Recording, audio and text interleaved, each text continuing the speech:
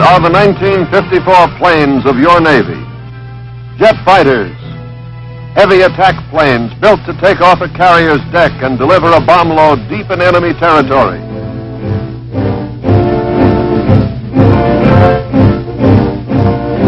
Helicopters, patrol bombers, seaplanes, every type of aircraft needed to guard our nation and to strike back at any aggressor. But sleek and fast and modern as these planes are, the ingenuity and inventiveness of aircraft designers will make them obsolete in a short time, as obsolete as the planes of World War II, the planes of World War I, or planes like the one in which the Wrights made their historic flight in 1903.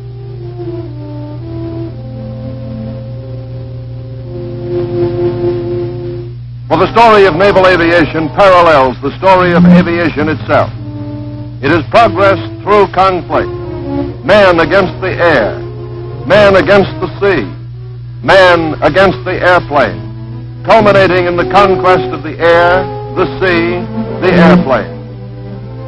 Just 7 years after the Wrights' flight at Kitty Hawk, far-sighted Navy strategists assigned Captain Washington Irving Chambers the job of observing and reporting on aviation developments of particular concern to the Navy. In November 1910, Eugene Ely, a civilian pilot, successfully flew his Curtiss-built plane off the deck of the cruiser Birmingham. In another demonstration a few months later, Ely used a crude arresting gear of cables and sandbags to land on the cruiser Pennsylvania. Doubters were convinced. An appropriation of $25,000 in 1911 procured for the Navy its first land plane and 2 seaplanes like this one, 3 planes and 1 aviator, Lieutenant T.G. Ellison, trained by Glenn Curtiss. The first aviation training camp was established at Annapolis in 1911. A very small group of officer students, including the first Marine aviator, Lieutenant A.A. Cunningham, began to study the problems of flight. Catapult experiments from barges and later from ships were begun in 1912. Seaplane operations had developed to the point where seaplane units could take part in the Mexican intervention of 1914. At Veracruz, a plane piloted by later Admiral Bellinger, was fired upon, the first Navy plane damaged in combat.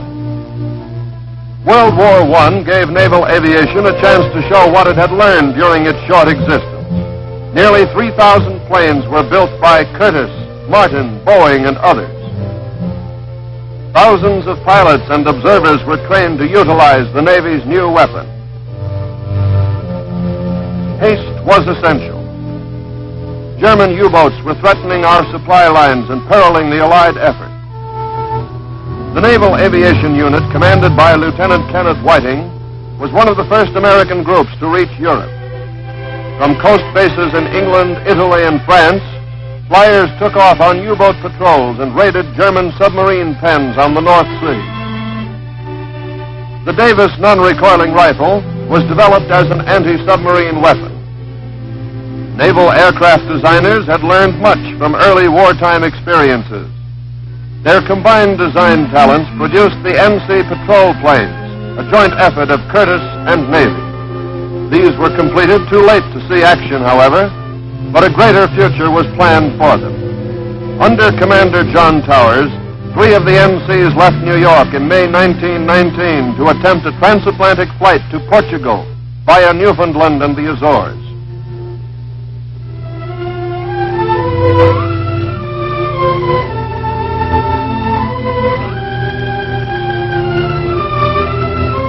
Only the NC-4 made it all the way.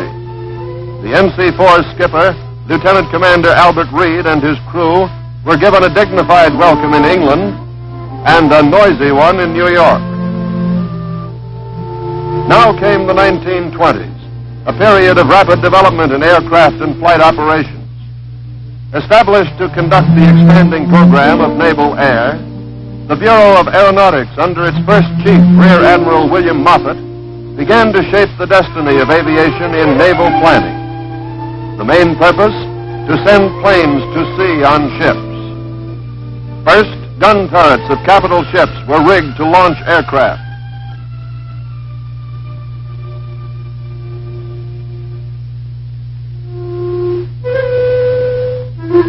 The equipment was not always dependable.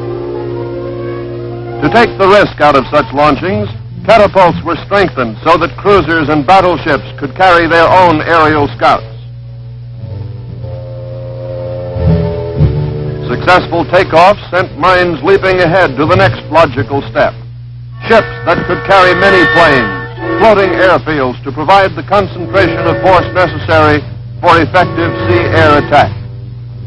The time for the aircraft carrier was near. But exhaustive tests with arresting gear had first to be conducted on land to find some way of stopping a fast plane from crashing into parked aircraft.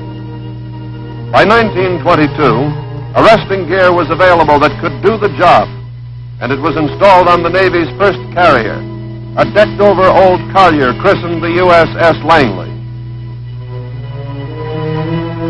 Lieutenant Godfrey Chevalier, one of Naval Aviation's pioneers, made the Navy's first carrier landing in an aeromarine. There was still much to learn about deck operations. But nothing discouraged the determined aviators. They kept trying. This was a new problem demanding the utmost in skill and precision. These pioneers risked their lives to gain experience, to test new ideas and perfect new techniques.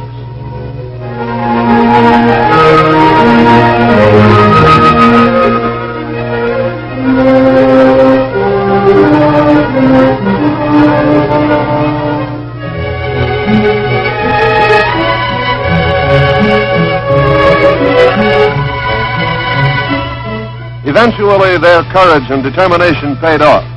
Carrier operations became routine, a model of speed and efficiency. And the Navy had a new weapon to use with the big guns of the battle fleet.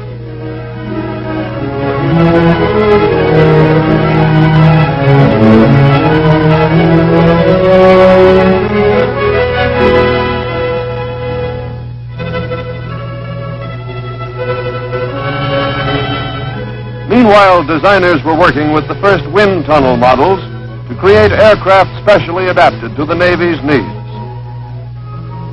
One of the first of these was the Martin torpedo bomber.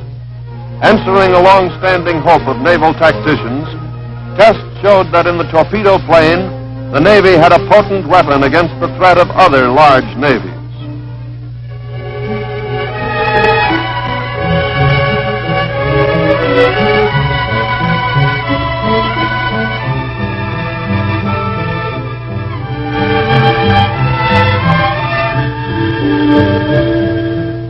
The performance of other Navy planes was being improved. Development of the radial air-cooled engine meant less weight per horsepower, and the resultant weight saving permitted heavier bomb loads and a longer range for the plane. One of these new plane types, the Helldiver, became world famous for dive bombing accuracy. Marine and Navy interest in this precise form of bombing paid off in a big way when war came.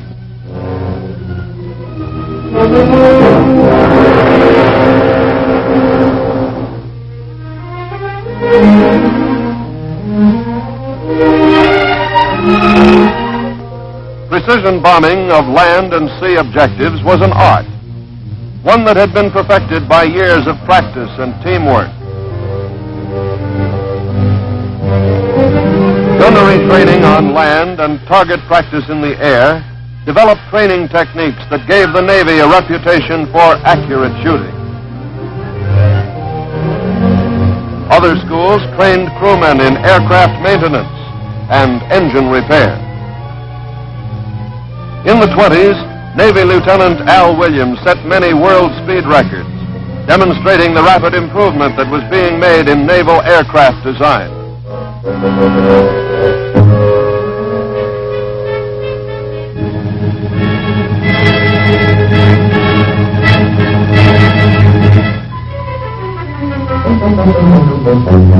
Navy competition in international speed classics like the Schneider Trophy Race for seaplanes accelerated design improvements that ultimately benefited all aviation, civilian and military. The Washington Disarmament Conference of 1922 forced us to scrap plans for 2 half-built battle cruisers, but allowed them to be converted and completed as aircraft carriers. The Secretary of the Navy demonstrated how landings and takeoffs were to be made from the flight deck, much longer and wider than the Langleys. These 2 carriers were christened Saratoga and Lexington, beginning the tradition of naming aircraft carriers for great battles. Both participated in the war games of the late 20s. These exercises confirmed beliefs that carrier-based and operated aircraft would open a new era of sea-air power. The Saratoga and the Lexington were joined by others in the 30s: the Ranger, Yorktown, Enterprise, Hornet, and Wasp, forerunners of a mighty armada soon to come. After World War I, the Navy undertook the development of large, rigid airships as long-range scouts, the eyes of the fleet. A virtual monopoly of helium gave the U.S. a world advantage in airship development. Naval planners revealed great imagination and resourcefulness in adapting the airship to Navy needs. A Navy tanker, the Patoka, served as a seagoing base for the airships, permitting them to operate with the fleet for extended periods. An aircraft hook-on device allowed the airship to carry planes for its own defense or for attack. It was, in fact, an airborne aircraft carrier.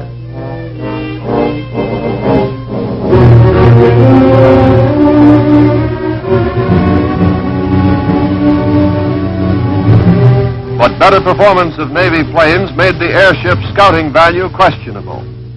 When in the mid-30s, the tragic loss of the Akron and Macon demonstrated their vulnerability to bad weather, the Navy's rigid airship program was abandoned. However, blimps, the non-rigid airship, did valuable work as convoy escorts a few years later in the Battle of the Atlantic. In 1925, Commander John Rogers on the right and a crew of 4 men left San Francisco in the first attempt to fly to Hawaii. The PM-9, their metal-hulled flying boat, set a world's distance record of 1,800 miles before being forced down at sea.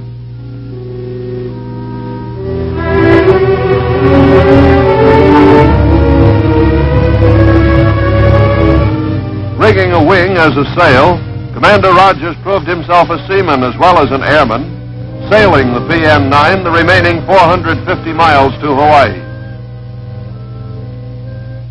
The constant effort to build long-range capabilities into naval patrol aircraft resulted in improved flying boat design.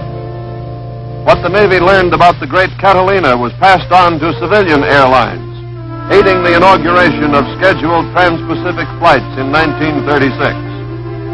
The highly accurate Norden bomb sight was developed under Navy auspices and became the standard sight for all U.S. horizontal bombing aircraft. The bulky undercarriage of the earlier fighters was eventually replaced by retractable landing gear, decreasing drag and increasing speed.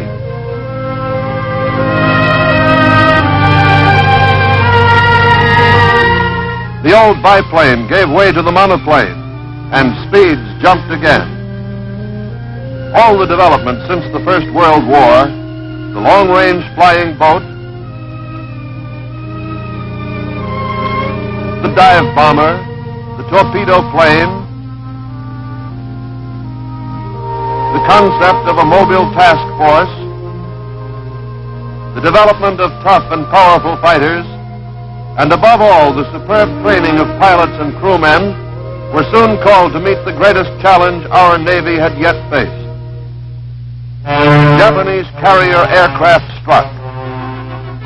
When the smoke had cleared and losses were evaluated, our proud Pacific fleet was temporarily out of action. Gloom settled thickly over the country, but the Navy's top strategists thanked God that all our carriers were at sea December 7th, and though few in number, were ready to launch their planes in counterattack. Now naval aviation would be given an opportunity to justify the years of its development, the training of thousands of men, the time and money and sweat expended on it. Airmen turned grimly to the task before them. The carriers of the Pacific Fleet launched a series of raids on the Japanese-held islands, the Marshalls, Wake, and the Gilberts. In May 1942, they found and stopped the enemy in the Coral Sea. The Japanese were forced to turn back from their goal, Australia. Despite losses, Naval Air won its first strategic victory and followed it a month later by battering the enemy at Midway. This was the turning point in the Pacific War. The enemy was stalled. Hawaii and the United States were spared attack.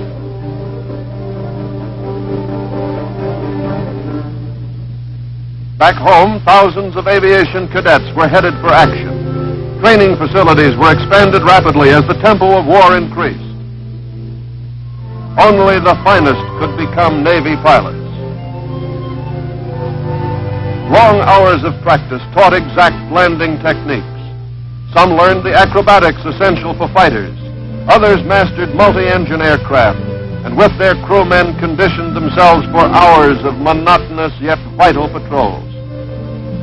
Men were trained to keep the planes flying, engine maintenance, radar, radio. The accumulated knowledge of 30 years was packed into a few months. America was in a hurry. In the Atlantic, the Navy was fighting another enemy, one it had battled before, the German U-boat.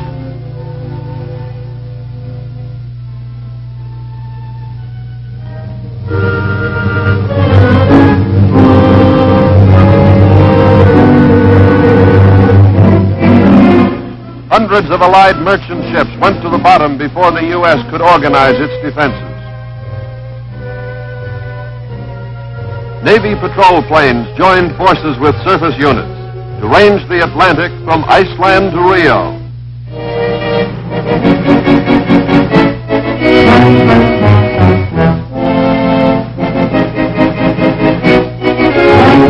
Back and forth across the Caribbean, too. Searching for the telltale periscope, for the foaming wake, for the shadowy reflection of a submarine just below the surface.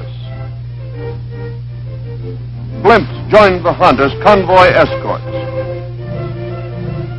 But all this was not enough. The mid-ocean areas could not be covered by land-based search planes. The Navy's answer was the escort carrier born of necessity. These hastily built baby flat tops joined the fleet in 1943, and with their planes teamed with destroyers, eventually scourged the German U-boats from the Atlantic. The capture and boarding of the U-505 by a Jeep carrier and destroyer hunter-killer group climaxed the Navy's action in the Atlantic.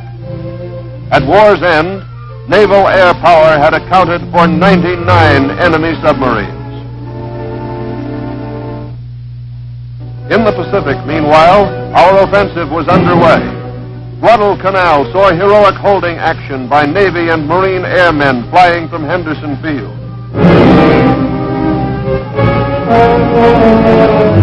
The offensive gained momentum with new fighters like the Hellcat and the Corsair, torpedo bombers like the Avenger. Rockets gave a mighty wallop to our Navy planes. Radar came to our aid, too, on shipboard, in planes, and in anti-submarine operations. No longer could the enemy evade us in darkness or in fog. The all-seeing eye of radar would find him, plot his course, and guide our planes in for the kill. The pattern of the Pacific War emerged as one of island hopping across the reaches of the once tranquil ocean. Army and Marine invasion forces relied on naval air to soften up enemy defenses. Assault leaders spotted enemy emplacements, called for air support to wipe them out. Men in the combat information centers aboard ship plotted quickly, carefully. American lives hung in the balance, waiting for help from the floating airfields.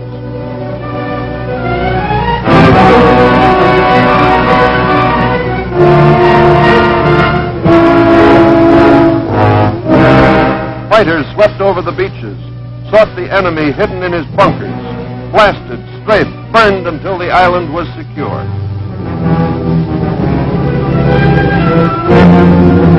In the Battle of the Philippine Sea in 1944, Naval Air scored its greatest triumph over Japanese carrier aircraft. Now remembered as the Marianas Turkey Shoot, Navy gunners on ship and in the air, and in the space of one day, shot down 400 attacking enemy planes. Japanese naval air was ruined.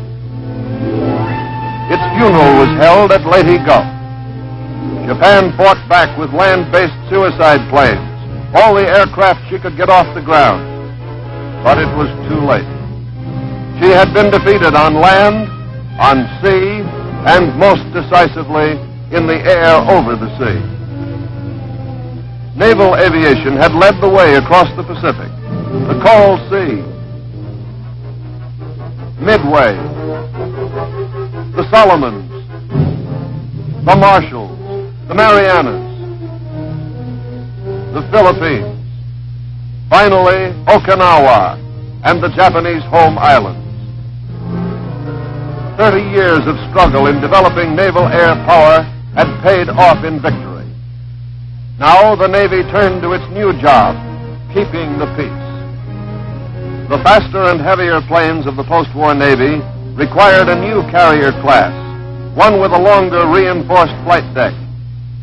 The Midway and others of her class were designed as carriers must be, to keep pace with technological advances in ship and aircraft design. For the jets were coming.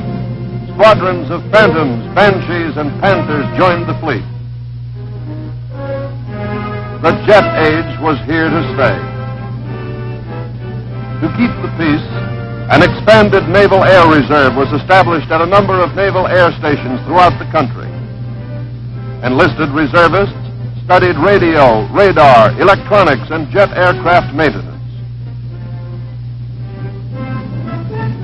Weekend warrior pilots filled the skies over naval air stations and participated in fleet operations during summer cruises. Valuable wartime skills were being retained, ready for use in another emergency. The Navy's activities were far-flung in the post-war years. 1946 found a task force in the Antarctic Ocean on a mission of survey and exploration from the air. Planes like this PBM mapped 5,500 miles of the coastline of Antarctica. The next year, the truculent Turtle, a P-2V patrol plane, shattered all previous distance records by flying non-stop from Perth, Australia to Columbus, Ohio.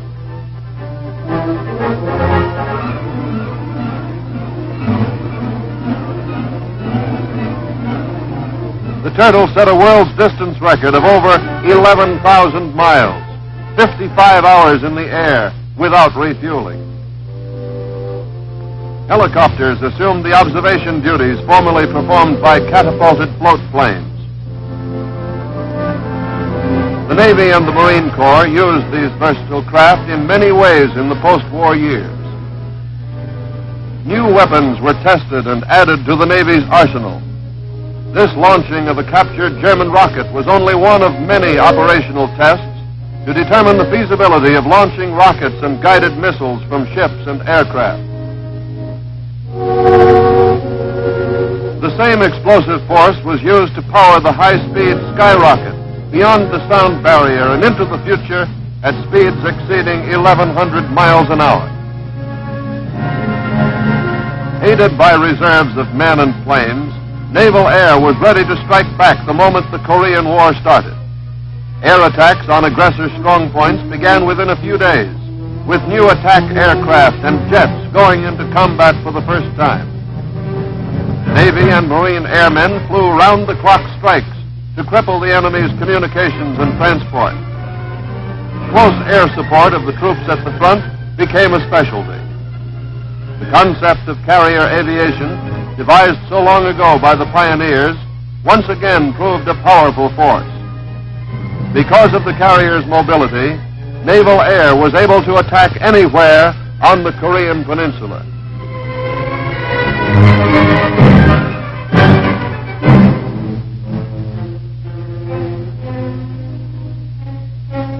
Ship and shore-based helicopters transported men and material in assault support, evacuated wounded to hospital ships, and rescued Americans trapped behind enemy lines.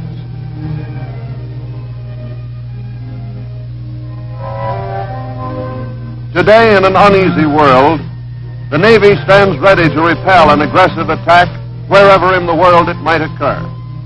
Carrier-based bombers carrying devastating weapons can attack far inland to strike at bases from which such attacks might originate. The same plane, equipped as a flying tanker, can refuel the shorter-range jet fighters while they are on the way to the target. The significance of this flexibility, the mobile striking power of carrier aviation, is not lost on a potential enemy. Working closely with surface elements of the fleet is the new N-class airship, crammed with electronic devices to find enemy submarines far beneath the sea. Great strides have been made in the design of carriers as well as aircraft.